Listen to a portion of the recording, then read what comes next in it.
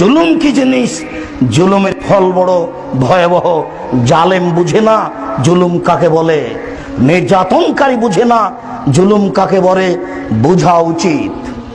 আবু হুরায়রা রাদিয়াল্লাহু তাআলা আনহু বলেন, রাসূল সাল্লাল্লাহু আলাইহি ওয়াসাল্লাম বলেছেন, ইন্নাল্লাহা ইউমলি লিজ-জালিমি, নিশ্চয় আল্লাহ তাআলা জালেমকে সুযোগ দেন, তার ক্ষমতা বহাল রাখেন, ও যেন কিছুদিন জুলুম করতে পারে।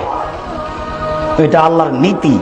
আপনি মনে করেন এত বড় জালেম তবু ধ্বংস হয় না, এত বড় অত্যাচারী তবু ধ্বংস হয় না। রাসূল সাল্লাল্লাহু আলাইহি ওয়াসাল্লাম বলছেন, জালেমকে আল্লাহ কিছু সুযোগ দিয়ে দেন। এই যে আখাযাহু লাম ইউফলিথু, যখন আল্লাহ ধরেন তখন আল্লাহ ছাড়েন না। তখন জালেম বুঝতে পারে জুলুম কাকে বলে। নিশ্চিত আল্লাহ তাআলা জালেমকে কিছু সময় করে দেন, তখন সে মনে করে আমার কিছু হবে না, আমি মানুষের প্রতি যতই জুলুম করি না কেন, আমার অধীনস্থ মানুষের প্রতি যতই আমি অত্যাচার করি না কেন, আমার কিছুই হবে না। কেন? আল্লাহ যা তাকে সুযোগ দিয়েছেন, এই সুযোগে এই ক্ষমতার আশায় সে মানুষের প্রতি নির্যাতন চালিয়ে যায়। যখন আল্লাহ তাকে ধরেন আর তাকে ছাড়েন না, জালেম বুঝতে পারে না জুলুম কাকে বলে।